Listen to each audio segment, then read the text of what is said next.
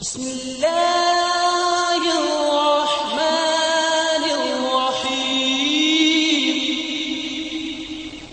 السلام علیکم ناظرین، کیسے ہیں آپ سب؟ امید ہے آپ سب خیریت سے ہوں گے۔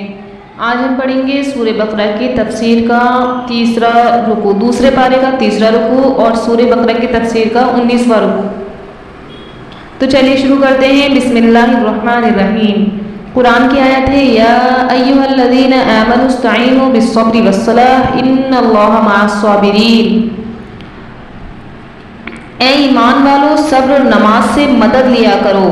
ان اللہ مع الصابرین، بے شک خدا صبر کرنے والوں کے ساتھ ہے۔ اس آیت کی تفسیر یہ ہے کہ اللہ تبارک و تعالیٰ نے یہاں پر مسلمانوں سے یہ فرمایا ہے کہ تم مدد حاصل کرو صبر اور نماز کے ذریعے۔ ان دو عبادتوں کا ذکر یہاں پر فرمایا ہے اللہ تعالیٰ نے، کیونکہ صبر جو ہے وہ بہت بڑی چیز ہے۔ صبر تین طرح کا ہوتا ہے، صبر کے تین درجے ہیں۔ پہلا درجہ یہ ہے کہ صبر جو ہے اللہ تعالیٰ کی حرام کردہ چیزوں سے بچنے کو کہتے ہیں اور حلال کردہ چیزوں کو کرنے کو صبر کہتے ہیں۔ اور دوسرا صبر جو ہے وہ یہ ہے کہ اللہ تبارک و تعالیٰ نے جتنے بھی نیک کام کرنے کا حکم دیا ہے، جیسے روزہ رکھنا، نماز پڑھنا، تو اپنے نفس پر قابو پا کر اور اس چیز کو ادا کرنا، اس فرائض کو ادا کرنا، اس کو بھی صبر میں شامل کیا جاتا ہے۔ اور تیسرا صبر یہ ہے کہ کسی مصیبت پر یا کسی بڑے حادثے پر یا کسی رنج و غم پر جو صبر کیا جاتا ہے تو اسے بھی صبر کہا جاتا ہے۔ یہ تین طرح کے صبر ہوتے ہیں، تو یہ تینوں جو ہے صبر کے حکم میں داخل ہیں۔ تو اس کے ذریعے مدد حاصل کرو، کیونکہ اللہ تبارک و تعالیٰ صبر کرنے والوں کے ساتھ ہے۔ کیونکہ صبر جب انسان کرتا ہے یا کسی حرام کام سے رکتا ہے، نیک کام کرتا ہے یا کسی حادثے پر صبر کرتا ہے تو اللہ تعالیٰ اس کا ساتھ دیتا ہے۔ اور جس کے ساتھ اللہ تعالیٰ ہو تو اس کو جو ہے کسی کی مدد کی ضرورت نہیں، اللہ کی مدد ہی اس کے لیے کافی ہے۔ اور صلاۃ یعنی نماز میں بھی صبر کرتے ہیں ہم بہت سی چیزوں سے، کیونکہ جو بہت سی حلال چیزیں ہیں وہ نماز میں حرام ہو جاتی ہیں، جیسے ادھر ادھر دیکھنا نماز میں حرام ہو جاتا ہے، کچھ بولنا نماز میں حرام ہو جاتا ہے، اور کسی کو جواب دینا ہے، کسی کی بات میں دخل اندازی کرنا یا چلنا پھرنا، سب چیزیں نماز میں ہمارے لیے منع ہو جاتی ہے۔ جب ہم نماز کے لیے کھڑے ہوتے ہیں تو نہ ہم چل پھر سکتے، نہ کسی کی بات سن سکتے، نہ کسی کی بات کا جواب دے سکتے اور نہ ہی ہم بول سکتے۔ تو یہ جو ہے ہمارا نماز جو ہے یا صبر کے ساتھ اس لیے ملا کر اللہ تعالیٰ نے بیان فرمایا ہے کہ نماز میں ہم بہت سی چیزوں پر صبر کرتے ہیں اور اللہ تعالیٰ صبر کرنے والوں کے ساتھ ہے۔ آگے آیت ہے وَلَا تَقُولُوا لِمَن يُقْتَلُ فِي سَبِيلِ اللَّهِ أَمْوَاتٌ، اور جو خدا کی راہ میں مارے جاتے ہیں، یعنی جو لوگ خدا کی راہ میں مارے جائیں انہیں نہ کہو تم مرے ہوئے، مردہ نہ کہو، بل احیاء ولکن لا تشعرون، بلکہ وہ زندہ ہے لیکن تم نہیں جانتے۔ تو یہ اللہ تبارک و تعالیٰ فرما رہا ہے کہ بدر، احد اور تمام غزوات کے جو شہداء ہیں تو ان کے متعلق منافقین یہ کہا کرتے تھے کہ فلاں شخص مر گیا اور اس سے دنیا کی نعمتیں ختم ہو گئیں، اور مطلب اس لیے افسوس کیا کرتے تھے۔ تو اللہ تعالیٰ ان کا جواب دے رہے ہیں کہ اللہ تعالیٰ فرما رہے ہیں جو لوگ بدر اور تمام غزوات میں جو شہید ہوئے ہیں وہ مرنے والوں کی طرح نہیں ہیں، بلکہ وہ اہل جنت کی طرح جنت میں زندہ ہیں، اور ان کو وہاں طرح طرح کے تحفے ملتے ہیں، مگر تم ان حضرات کی کرامات اور بزرگی اور ان کی حالت سے واقف نہیں ہو، کیونکہ تمہیں کچھ دکھ ہی نہیں رہا ہے۔ وہ تو اللہ تعالیٰ کو معلوم ہے کہ انہیں اللہ تعالیٰ نے کتنا اچھے طریقے سے رکھ رکھا ہے، تو اللہ تعالیٰ اس کو بیان فرما رہے ہیں یہاں پر۔ اور آگے ہے وَلَنَبْلُوَنَّكُمْ بِشَيْءٍ مِّنَ الْخَوْفِ وَالْجُوعِ وَنَقْصٍ مِّنَ الْأَمْوَالِ وَالْأَنفُسِ وَالثَّمَرَاتِ وَبَشِّرِ الصَّابِرِينَ، اور جو لوگ اور ہم کسی قدر خوف اور بھوک اور مال اور جانوں اور میووں کے نقصان سے تمہاری آزمائش کریں گے، یعنی ہم تمہاری جو آزمائش کریں گے وہ بہت سے حالات ڈال کر کریں گے۔ وَبَشِّرِ الصَّابِرِينَ، تو صبر کرنے والوں کو اللہ کی خوشنودی کی بشارت سنا دو۔ تو یہاں پر اللہ تعالیٰ آزمائش کا ذکر فرما رہے ہیں کہ اللہ تعالیٰ نے مومنوں کی آزمائش فرمائی کہ ہم تمہیں دشمن کا خوف بھی تمہارے دل میں ڈالیں گے، تمہارے لیے قحط سالی سے بھی آزمائیں گے، مالوں کا ختم کرنا بھی تمہارے لیے اوپر ڈالیں گے، مال ختم کر دیے جائیں گے اور تمہاری جانیں لے لی جائیں گی، تمہارے لوگ مر جائیں گے، بیماریاں بھی ہو جائیں گی، مطلب اور تمہاری جو پھل ول جو اگتے ہیں وہ بھی ختم ہو جائیں گے۔ اس کے ذریعے اللہ تعالیٰ تمہیں آزمائے گا کہ تم اللہ کے کتنے پابند ہو۔ اور اللہ تعالیٰ فرما رہا ہے کہ خوشخبری دے دو صبر کرنے والوں کو، جو اس حالت میں بھی یعنی کہ نہ کسی मतलब किसी चीज़ से भी अल्लाह ताला की नाफरमानी नहीं करे, कितना भी बड़ी आजमाइश आ जाए, कितना भी बड़ा उसके ऊपर हाल आ जाए, तो वो अल्लाह ताला के लिए सब्र करेगा। तो उसको अल्लाह ताला खुशखबरी सुना रहे हैं कि उसको खुशखबरी दे दो जो मेरी वजह से मेरे ऊपर ईमान रखेगा और सब्र करेगा और मेरी आजमाइश में पूरा उतरेगा, तो उसको अल्लाह ताला की खुशनुदी की खुशखबरी दे दो। तो यहाँ पर जो है सब्र करने वालों के लिए बहुत बड़ी खुशखबरी है कि अल्लाह ताला खुद फरमा रहे हैं कि खुशखबरी दे दो सब्र करने वालों को। और आगे वाली आयत है अल्लज़ीना इज़ा असाबतहुम मुसीबतुन क़ालू इन्ना लिल्लाहि व इन्ना इलैहि राजिऊन। इन लोगों पर जब कोई मुसीबत वाक़ होती है तो कहते हैं कि हम खुदा ही का माल हैं और उसी की तरफ लौट कर जाने वाले हैं।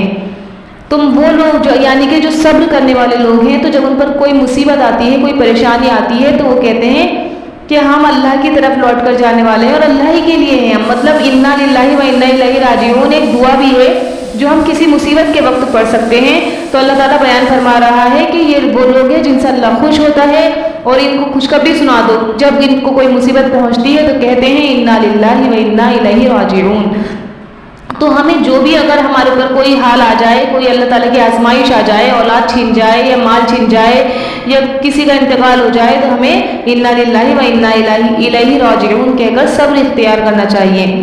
आगे वाली आयत है उलाइका अलैहिम सलवातुम मिर रब्बिहिम व रहमा व उलाइका हुमुल मुहतदून। यही लोग हैं जिन पर उनके परवरदिगार की मेहरबानी और रहमत है और यही सीधे रास्ते पर हैं। अल्लाह ताला इनकी खुसूसियत और खूबी बयान फरमा रहा है कि यही वो लोग हैं जिन पर उनके परवरदिगार की मेहरबानी होगी और रहमत होगी और यही सीधा रास्ता है। यानी सब्र करने वाले जो लोग हैं तो वो ही सीधे रास्ते पर हैं, बाकी जो लोग हैं वो भटके हुए हैं और वो सीधे रास्ते पर नहीं हैं। आगे वाली आयत है इन्न सफ़ा वल मरवा मिन शाइरिल्लाह। बेशक सफ़ा और मरवा खुदा की निशानियों में से हैं। फमन हज्जल बैता बिअतमरा फला जुनाहा अलैहि अन यतवफ़ बिहिमा। तो जो शख्स खाने काबे का और हज या उम्रा करे तो उस पर कुछ गुनाह नहीं कि दोनों का तवाफ करे। वमन ततव्वअ खैरन फइन्नल्लाह शाकिरुन अलीम। बल्कि तवाफ एक किस्म का नेक काम है और जो कोई नेक काम करे तो अल्लाह ताला कद्र शनास और दाना है, यानी कि शुक्र करने वाला और जानने वाला है। तो यहाँ पर अल्लाह ताला फरमा रहा है कि सफ़ा और मरवा जो है वो अल्लाह की निशानियाँ हैं, यानी कि सफ़ा और मरवा का सही जो है वो ये एक काम है जिनका अल्लाह ताला ने हज में हुक्म दिया है। लिहाजा इनके दरमियान सही करने में कोई गुनाह नहीं। यानी गुनाह का मतलब ये है कि काफिर जो थे इन पर बुत रखा करते थे और बुत रख के सफ़ा मरवा की सही किया करते थे। तो अल्लाह ताला जब मुसलमान ईमान लेकर आए तो वो सोचे कि वो समझे कि कहीं ऐसा ना हो कि हमें गुनाह मिले, क्योंकि ये काम काफिर भी क्या करते थे। तो अल्लाह ताला फरमा रहा है कि इसमें करने में कोई गुनाह नहीं और जो वाजिब तवाफ से ज़्यादा तवाफ करे अल्लाह ताला उसके अमल को कबूल फरमाते हैं। और अल्लाह ताला तुम्हारी नियतों से वाकिफ़ हैं और अल्लाह ताला नेक आमाल की कद्रदानी भी करते हैं और थोड़े अमल को भी कबूल कर लेते हैं और बहुत ज़्यादा सवाब भी अता फरमाते हैं। तो ये आयत जो नाजिल हुई थी उसी वजह से नाजिल हुई थी कि लोग ज़माने जाहिलियत की वजह से सफ़ा मरवा की सही करने को अच्छा नहीं समझ रहे थे, और लेकिन सफ़ा मरवा की सही जो है वो इमाम अबू हनीफा के नज़दीक वाजिब है। अगर हम नहीं करेंगे तो दम वाजिब हो जाएगा और ये बहुत बड़ा रुकन है हज का, हज के वक्त और उम्रा करने के वक्त। हज या उम्रा करने के वक्त सफ़ा मरवा सही करना वाजिब है। आगे वाले थे इन्नल्लज़ीना यक्तुमूना मा अंज़लना मिनल बय्यिनाति वल हुदा मिन बादि मा बय्यनाहु लिन्नास फिल किताबि उलाइका यलअनुहुमुल्लाहु व यलअनुहुमुल लाइनून। और जो लोग हमारे हुक्म और हिदायत को जो हमने नाजिल की है छुपाते हैं, बावजूद ये कि हमने उनको लोगों के समझाने के लिए अपनी किताब में खोल खोल कर बयान फरमा दिया है, ये ऐसे लोगों पर तमाम खुदा की लानत करने वाले करते हैं और खुदा लानत फरमाता है। तो यहाँ पर जो है अल्लाह तबारक व तआला फरमा रहा है कि ये हमारी आयतें जो हैं खुली खुली बयान फरमा दी हैं हमने कि क्या करना चाहिए क्या नहीं करना चाहिए। इसके बाद भी अगर ये लोग छुपा रहे हैं और कुछ तुम्हें मतलब यहाँ पर दो तरह की बातें बताई गई हैं, यानी कि इसकी तफसीर ये है इन्नल्लज़ीना यक्तुमूना, यानी कि जो लोग छुपाते हैं अल्लाह की खुली हुई आयतें। तो इनसे मुराद यहूदी हैं कि यहूदी जो थे तौरात के बारे में लोगों ने इनसे पूछा तो यहूदी छुपा तौरात भी अल्लाह की किताब थी और अल्लाह की आयतें थी उसमें, تو یہودی اس کو چھپایا کرتے تھے. تو اللہ تعالیٰ ان کے بارے میں بیان فرما رہا ہے کہ اللہ تعالیٰ لعنت فرماتا ہے ایسے لوگوں پر. اور اس سے مراد یہ بھی وہ علماء ہے جو جن سے کوئی مسئلہ پوچھا جائے, کوئی بات دین کی پوچھی جائے تو وہ چھپا لیں اس بات کو اور بتائیں نہیں. تو یہ بہت بڑا گناہ ہے. اللہ تعالیٰ کی لعنت ہوتی ہے ایسے عالم پر جو اب معلوم ہونے کے باوجود بھی مسئلہ نہ بتائے. تو یہاں پر وہی ذکر فرمایا گیا ہے. آگے ہے الا الذین تابوا واصلحوا وبینوا فاولئک اتوب علیہم انا التواب الرحیم. اور جو لوگ توبہ کرتے ہیں اور اپنی حالت درست کر لیتے ہیں اور احکام الہی کو صاف صاف بیان کرتے ہیں تو میں ان کے قصور کو معاف کر دیتا ہوں اور میں بڑا معاف کرنے والا اور رحم کرنے والا ہوں. تو یہاں پر یہ ہے کہ اللہ تعالیٰ بتا رہا ہے کہ جن حضرات نے یہودیت سے توبہ کر لی اور توحید کے قائل ہو گئے اور حضور اکرم صلی اللہ علیہ وسلم کی تعریف کو بیان کیا تو میں ایسے لوگوں کو معاف کر دوں گا اور میں توبہ کرنے والوں کو معاف کر دیتا ہوں. اور آگے ہے ان الذین کفروا وماتوا وهم کفار اولئک علیہم لعنۃ اللہ والملائکۃ والناس اجمعین. بے شک وہ لوگ جو کہ کافر ہوئے اور کافر ہی مرے ایسے لوگوں پر خدا کی اور فرشتوں کی اور سب لوگوں کی لعنت ہے. خالدین فیہا لا یخفف عنہم العذاب ولا هم ینظرون. وہ اس میں ہمیشہ رہیں گے اور نہ ہی ان سے عذاب ہلکا کیا جائے گا اور نہ ہی انہیں مہلت ملے گی. تو اللہ تعالیٰ فرما رہا ہے کہ اگر کوئی کافر مر جائے تو ان پر اللہ کی لعنت ہے, فرشتوں کی لعنت ہے اور تمام لوگوں کی. تو آج ہم جو ہے کسی پر لعنت نہیں کر سکتے جب تک اس کا کفر پر مرنا یقینی نہیں ہو, یعنی کہ ہمیں یقین ہو کہ وہ کفر پر مرا ہے جب ہم اس پر لعنت کر سکتے ہیں. لیکن ہمیں کسی کا دل کا نہیں پتہ کہ مرتے وقت اس نے ایمان قبول کر لیا ہو تو اس لیے کسی پر بھی لعنت کرنا جائز نہیں. اب وہ اللہ کو پتہ ہے کہ کون کفر پر مرا کون ایمان پر مرا, کیونکہ دلوں کے بھید جو ہے وہ اللہ تعالیٰ ہی جاننے والا ہے. تو ہمیں کسی پر لعنت کرنی نہیں آئی ہے اور لعنت صرف اس شخص پر ہوتی ہے, اگر جائز ہوتی تو اس شخص پر ہوتی جو کہ کفر میں ہی مر جائے اور وہ ہمیشہ عذاب میں رہے گا, اس سے عذاب بھی ہلکا نہیں کیا جائے گا اور نہ ہی اسے مہلت ملے گی. آگے والی آیت ہے وَإِلَٰهُكُمْ إِلَٰهٌ وَاحِدٌ لَا إِلَٰهَ إِلَّا هُوَ الرَّحْمَٰنُ الرَّحِيمُ. اور لوگوں تمہارا معبود خدائے واحد ہے, اس بڑے مہربان اور رحم کرنے والے کے سوا کوئی عبادت کے لائق نہیں.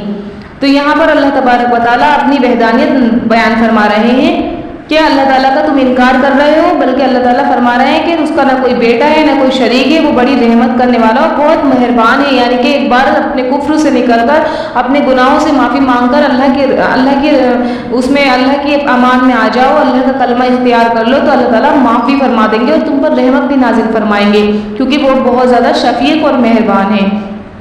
تو آج کی تفسیر بس اتنی ہی تھی. امید ہے آپ کو سمجھ میں آ گئی ہوگی. اگلے ہم آگے پڑھیں گے سورہ بقرہ کا 20واں رکوع انشاءاللہ اور دوسرے پارے کا 3واں رکوع. اور جو آپ کو سمجھ میں نہیں آیا وہ کمنٹ میں کر کے پوچھ سکتے ہیں. السلام علیکم.